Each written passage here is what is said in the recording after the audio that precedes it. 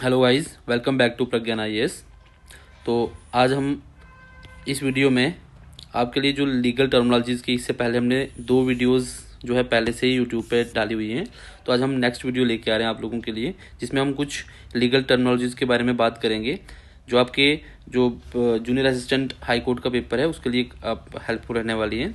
तो चलिए स्टार्ट करते हैं। कौन कौन सी टर्म्स को आज हम डिस्कस करने वाले हैं। जैसे एक टर्म है एरियर्स क्या होता है, या डिलेड केसेस कौन से होते हैं। ठीक है, एरियर्स यानी कि एरियर्स मतलब डिलेड केसेस, लेकिन कौन से टाइप्स के जिनको हम एरियर्स कहते हैं, तो ये डिस्कस करेंगे। उसके बाद हमारे पास एक टर्म है बियॉन्ड द रीजनेबल डाउट।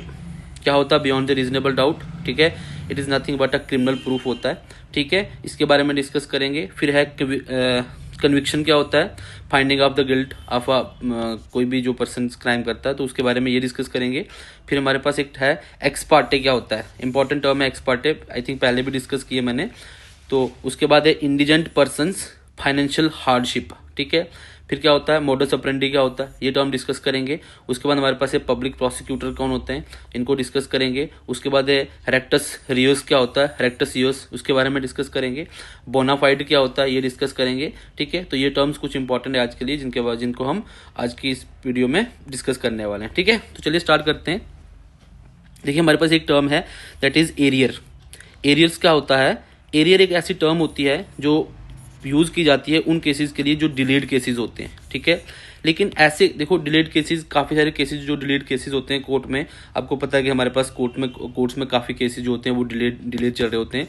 ठीक है, तो डिलेड केसेस होते हैं, लेकिन कौन से केसेस को एरियर केसेस बोलेंगे हम? ऐसे केसेस जो डिलेड हों विद सम रीजनेबल या वैलिड रीजंस की वजह से। ठीक है, जैसे यहाँ पे आपको पढ़ भी सकते हो कि जैसे arrears refers to cases that have been in the court system for longer than the expected time frame even considering valid delays. यानी कि ऐसे डिलेज जो किसी वैलिड वजह की, मतलब उनका जो डिले होने का रीजन हो वो एक वैलिड रीजन हो, जेन्युइन रीजन हो, उसकी वजह से वो केस डिले हो रहे हैं, उन केसेस को हम कहते हैं एरियर्स। ठीक है, तो आपसे क्वेश्चन पेपर में अगर आएगा भी तो ऐसा पूछा जाएगा एरियर्स क्या होते हैं। तो एरियर्स मतलब मैंने यहाँ पे उनका मीनिंग लिख दिया हुआ है यहाँ पे, दैट मीन्स डिलेड केसेस, ऐसे केसेस जो डिलेड हो बट विद वैलिड रीजन के साथ। ये इंपॉर्टेंट पॉइंट है कि ये वैलिड रीजन की वजह से डिलेड हो रहे हैं। ठीक है, नेक्स्ट है reasonable beyond reason reasonable doubt. It is nothing but a criminal proof होता है। जो भी प्रोसिक्यूशन होता है जिसको प्रूव करना होता है, मैंने लास्ट लेक्चर में बताया भी था कि सीआरपीसी और आईपीसी में क्या फर्क होता है। ठीक है, criminal cases and civil cases में क्या फर्क होता है, लास्ट केस में बताया भी था। थोड़ा सा बता देता हूं। जो क्रिमिनल केसेस होते हैं उसमें एक्चुअल में स्टेट को, अथॉरिटी को प्रूव करना होता है कि किसी ने क्राइम किया हुआ है। ठीक है, क्राइम को प्रूव करना अथॉरिटी को कि ये क्रिमिनल है, इसने कोई क्राइम किया हुआ या गिल्टी है उसके लिए। ठीक है, अक्यूज जिसको आप अक्यूज मानते हो उसको प्रूव करना होता है किसने? अथॉरिटीज ने। अथॉरिटी मतलब माने तो हमने स्टेट ने कि भाई इसने कोई क्राइम किया है, तो वो होते हैं क्रिमिनल केसेस, जहां पे जो बर्डन ऑफ द केस का होता है वो स्टेट के ऊपर जाता है। स्टेट को प्रूव करना होता है। मान के चलो पुलिस ने किसी को अरेस्ट किया और अरेस्ट के बाद उसने उसको कोर्ट में या तो कहीं पे भी जहां पे लीगल अथॉरिटीज के पास, मान के चलो कोर्ट में जाके उसको कोर्ट में पेश किया। अब यहाँ पे पुलिस रिस्पॉन्सिबल है इसके लिए, पुलिस को प्रूव करना है। ठीक है, पुलिस प्रूव करेगी कि ये बंदा जो है एक्यूज जो है ये क्रिमिनल है या इसने क्राइम किया हुआ। ठीक है, सिविल केसेस में अगर कोई आपके ऊपर केस करता है, वहां पे जो अक्यूज होता है उसको प्रूव करना है कि मैं गिल्टी नहीं हूं। ठीक है, तो बर्डन ऑफ प्रूफ किस पे जाता है? अक्यूज्ड के ऊपर। लेकिन क्रिमिनल केसेस में बर्डन ऑफ प्रूफ किस पे, जो बर्डन ऑफ द केस होता है वो किस पे जाएगा? स्टेट के ऊपर। अब यहीं पे एक टर्म यूज होती है beyond the reasonable doubt. Term here is beyond the reasonable doubt, मतलब the prosecution must prove the accused guilty beyond a reasonable doubt to secure a conviction. That means की से सपोज उनने अपने proof जो भी वो prove करेंगे, criminal proofs जो court में बताएंगे, वहां पे बताएंगे कि हमारे पास ये कुछ प्रूफ हाथ में लगे हैं जिनसे ये साबित होता है कि इस बंदे ने ये क्राइम किया हुआ, एक्यूज जो है ये क्रिमिनल है। ठीक है, तो यानी कि बियॉन्ड द रीजनेबल डाउट कि हमारे पास प्रूफ हैं, ये प्रूफ ये साबित कर रहे हैं कि इस बंदे ने कोई क्राइम किया, that is beyond the reasonable doubt. अब जुडिशियल डिसीजन क्या होगा? जज डिसाइड करेगा based on the evidence whether they are convicted beyond any reasonable doubt that the accused committed the crime. और जज उस पर क्या करेगा? डिसीजन लेगा कि जो एविडेंस प्रूव कर रहे हैं, एविडेंस बता रहे हैं कि हाँ ये एविडेंसेस जो हैं इस पे लगता है कि इस अक्यूज पर्सन ने कोई क्राइम किया होगा। That is what beyond the reasonable doubt. Next है conviction finding of the guilty, conviction का मतलब होता है कि जब किसी को आप प्रूव कर दोगे, जब आपके पास जितने भी आपके एविडेंसेस हैं वो आप कोर्ट में प्रूव कर दोगे और उसके बाद उसको बताया जाएगा कि ये कन्विक्टेड है, ठीक है। फाइनल एडजुडिकेशन आप कह सकते हो कि फाइनली प्रूव हो गया कि ये पर्सन जो है दैट वाज गिल्टी, ठीक है। A conviction is the final determination of guilty by a court based on the evidences presented, जितने भी एविडेंसेस प्रेजेंट किए गए हैं वो सारे प्रूव करते हैं कि ये पर्सन क्या है, ये अक्यूज जो है ये इसने क्राइम किया, ये क्रिमिनल है, ठीक है, और उसको कन्विक्ट किया जाएगा उससे। लीगल कॉन्सिक्वेंसेज क्या होगी, conviction carries legal consequences such as sentence या अदर लीगल सैंक्शन जो भी उस पर लग सकती हैं वो लगा दी जाएंगी, ठीक है। नेक्स्ट है हमारे पास एक्स पार्टे, नेक्स्ट टर्म है दैट इज एक्स पार्टे। अब एक्स पार्टे का टर्म होती है वन साइडेड प्रोसीडिंग्स। मान के चलो दो पार्टीज हैं, ठीक है, ए और बी, तो कोर्ट में क्या होता है कि बी पार्टी जो है कहीं कारण से कोर्ट में नहीं पहुंच पाई, अ हियरिंग और trial conducted in the absence of the one party, यानी कि एक पार्टी जो है वो कोर्ट में नहीं पहुंच पाई, typically due to non appearance और अदर रीजंस की वजह से कोर्ट में नहीं आ पाई है, तो तब जो हियरिंग होती है वो एक पार्टी के सामने ही हियरिंग की जाती है, that is called x Partey, ठीक है। यानी कि एक साइड वन साइडेड प्रोसीडिंग्स जो है की जाती है, दूसरी पार्टी को माना जाता है कि आप लोग नहीं आए, ठीक है। नेक्स्ट है दैट इज इंडिजेंट पर्सन। क्या होता है, फाइनेंशियल हार्डशिप। इंडिजेंट पर्सन एक ऐसा पर्सन होता है जिसके पास जो कोर्ट की फीस होती है वो देने के लिए नहीं होती है, ठीक है। अगर उसके पास कोर्ट की फी वगैरह पे करने के लिए नहीं है, ठीक है, दैट मीन्स कि an individual who lacks the financial resources to cover court fees associated with the legal proceedings, ठीक है, यानी कि जो भी लीगल प्रोसीडिंग्स के साथ उसका लीगल प्रोसीडिंग्स के लिए जो भी उसके पास फी लगती है, उस पर्सन के पास वो फी पे करने के लिए नहीं है, ऐसे पर्सन को बोला जाएगा एक इंडिजेंट पर्सन, ठीक है। अब इसके लिए क्या है, इसके लिए हमारे पास लॉ है, जैसे national legal services authority act है हमारे पास, ठीक है। तो ये एक्ट बात करता है कि हमें क्या करना है, हमें फ्री लीगल एड प्रोवाइड करनी है, फ्री लीगल एड प्रोवाइड करनी है, ठीक है ना।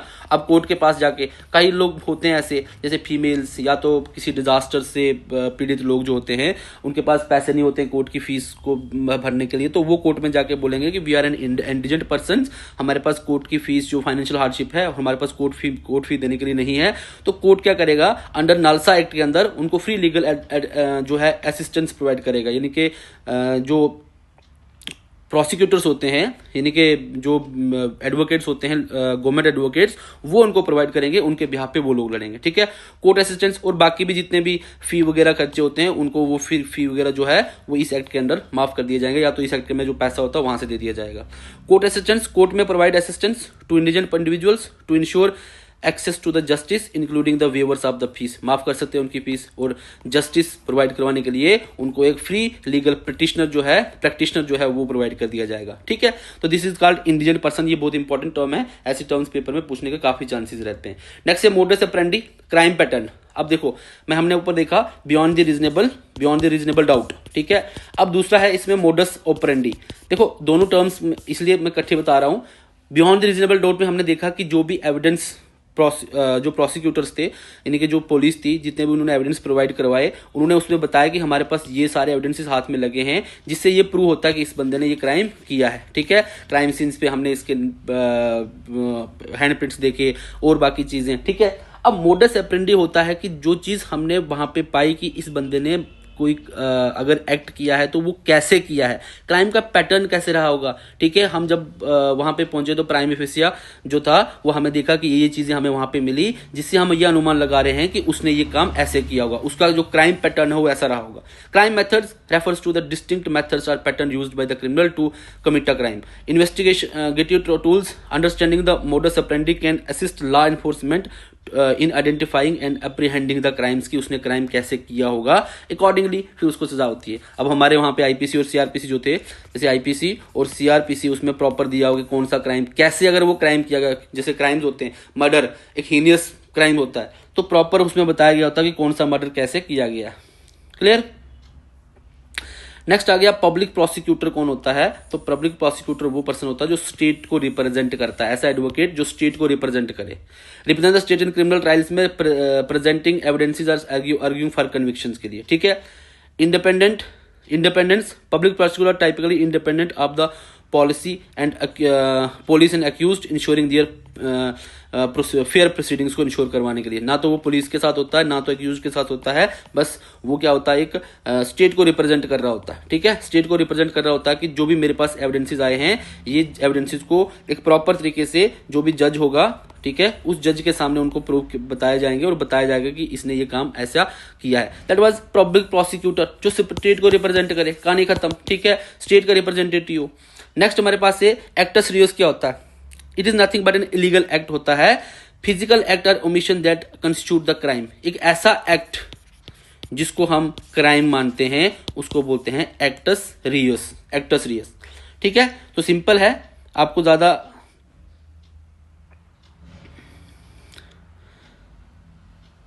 सोचने की जरूरत नहीं है, बस आपको देखना है कि एक्टस रियोस क्या होता है। अगर कभी पूछा जाए, it is nothing but an illegal act होता है, एक ऐसा एक्ट होता है जो क्राइम सीन के साथ अटैच्ड हो, यानी कि जिससे हम माने कि ये एक्ट जो है ये क्राइम्स एक्ट है। ठीक है, नेक्स्ट हमारे पास है बोनाफाइड, जेन्युइन इंटेंट। ठीक है, मीनिंग डिस्क्राइब्स एक्शंस और intentions that are genuine, sincere and done in good faith.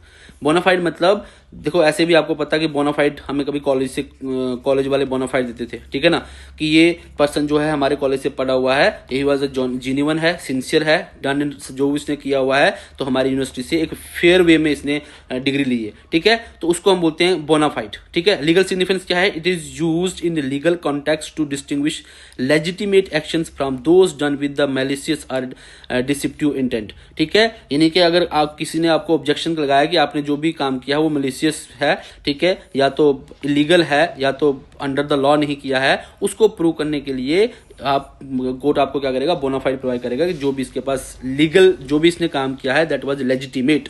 ठीक है, तो ये कुछ टर्म्स थी। इसके अलावा कुछ और टर्म है, एक टर्म मैं और बता देता हूं। जैसे एक टर्म होती है कैविएट, ये बहुत इंपॉर्टेंट टर्म है, पेपर में पूछे जा सकती है। Caveat, CAVEAT, caveat. अब देखो कैविएट क्या होता है? कैविएट एक टाइप की वार्निंग होती है। ठीक है, एक टाइप की वार्निंग होती है, या आप कह सकते हो एक टाइप का कॉशन होता है। ठीक है, टू द पार्टीज को कि आप लोग ऐसा नहीं कर सकते हो। स्पेस में बात करूं, अगर किसी ए पार्टी और बी पार्टी का केस चल रहा है, ठीक है ना, देखो ऐसा होता कहां पे है, ऐसा काफी बारी हमने यहां पे भी देखा हुआ। कैविएट ले लेते हैं, या तो अगर मैं आपको जीके एसएसबी की बात करूं तो यहाँ ऐसे समझने में ज्यादा अच्छा रहेगा। से सपोज मान करो एक पार्टी हमारे पास कोर्ट में जीके एसएसबी है और दूसरी पार्टी है एस्पिरेंट्स। ठीक है, दूसरी पार्टी है एस्पिरेंट्स, उनका कोई केस चल रहा है और वो चल रहा है केस सिंगल बेंच के पास, यानी कि एक जज हमारा केस सुन रहा है। ठीक है, सिंगल बेंच के पास। अब कोर्ट का ऑप्शन हमारे पास यह है कि सिंगल बेंच का डिसीजन को हम डबल बेंच में क्या कर सकते हैं? चैलेंज कर सकते हैं। अगर मान के चलो दोनों का कोई केस चल रहा है तो कल को वो हमारे एस्पिरेंट्स के फेवर में, मान के चलो जो आप एस्पिरेंट्स लोग हो तो उन आप लोगों के फेवर में वो केस नहीं आएगा, तो जेकेएसएसबी क्या करेगा? अब जेकेएसएसबी को पता है कि बच्चों के पास एक ऑप्शन है कि वो कोर्ट में हायर लेवल पे जा सकते हैं, यानी कि चैलेंज कर सकते हैं सिंगल बेंच के डिसीजन को डबल बेंच में जाके। तो जब डबल बेंच में उस हमारे जाने से पहले क्या करेगा? जेकेएसएसबी वहां पे कैविएट फाइल करेगा। अब कैविएट फाइल में क्या करेगा? ये एक वार्निंग देगा किसको? डबल बेंच को, कि अगर ये वाली पार्टी आपके पास आएगी तो जब तक आप हमें कन्वे ना करो इनका केस को एडमिट मत करना। That is caveat. तो कैविएट हमेशा पूछे जाने वाली टर्म है पेपर में। तो कैविएट कुछ भी नहीं होता है, बल्कि ये एक वार्निंग होती है अनफेयर प्रैक्टिसेस के खिलाफ में। Statement that limits a more general statement. Question ये कि एक ऐसी स्टेटमेंट होती है जो रोकती है किसको? मतलब एक पार्टी जो ए पार्टी है, मान के चलो ए पार्टी ने कैविएट लिया तो वो कहती है कि बी पार्टी जो है वो उसको उसका केस सुनने से पहले एक बार आप हमें कंफर्म करना, हम अपना जो बात है हम आपके पास रखेंगे कि ये लोग क्यों यहाँ पे आना चाहते हैं, वो इनका इंटेंशन क्या है। मैं भी मलेशियस या अनफेयर प्रैक्टिसेस के लिए लोग यहाँ पे आए हो। This is caveat. ठीक है, तो ये टर्म्स थी हमारी, एक बार हम फिर से इनको देख लेते हैं। मैंने कहा एरियर्स होता है, एरियर्स मतलब डिलेड केसेस होते हैं, लेकिन जो वैलिड रीजंस की वजह से डिलेड हुए हों, बियॉन्ड द रीजनेबल डाउट, जहां पे आपको लगे कि जो आपके पास प्रूफ्स हैं वो प्रूफ से आप प्रूव कर पाओ कि ये सारे प्रूफ जो हमारे पास हैं इनसे ये डाउट होता है कि इसने ये काम किया हो, रीजनेबल डाउट, तो क्रिमिनल प्रूफ्स आप मान सकते हो। ठीक है, कन्विक्शन मतलब फाइंडिंग ऑफ गिल्टी, फाइनल अब हम प्रूव कर चुके हैं कि ये लोग गिल्टी है। ठीक है, एक्स पार्टी मतलब जब एक पार्टी ना हो तो दूसरी पार्टी के सामने हियरिंग हो जाना। ठीक है, इंडिजेंट पर्सन मतलब ऐसा लोग जिनके पास फाइनेंशियल हार्डशिप हो। उसके बाद हमारे पास है मोडस ऑपरेंडी, मतलब क्राइम पैटर्न कैसा रहा है। बस आपको ये टर्म्स याद रखनी है, मोडस ऑपरेंडी क्या होता है, क्राइम पैटर्न्स होते हैं कैसे, आप नीचे पढ़ सकते हो। ठीक है, उसके बाद पब्लिक प्रोसिक्यूटर क्या होता है, स्टेट का रिप्रेजेंटेटिव होता है, स्टेट को रिप्रेजेंट करता है। ठीक है, उसके बाद हमने देखा एक्टस रियस क्या होते हैं, एक ऐसे इलीगल एक्ट्स होते हैं जो क्राइम को डिनोट करते हैं। ठीक है, लास्ट हमने देखा बोनाफाइड, बोनाफाइड मतलब genuineness of any case, any accused, any person, any certificate, that is called bona fide। ठीक है, और उसके बाद हमने एक और टर्म डिस्कस की, दैट इज कैविएट। ठीक है, तो कैविएट क्या होती है, caveat is nothing but a warning. ठीक है, वार्निंग दी जाती है, बट किस केस में दी जाती है, जब आप कोर्ट में जाना चाहो। ठीक है, थैंक यू।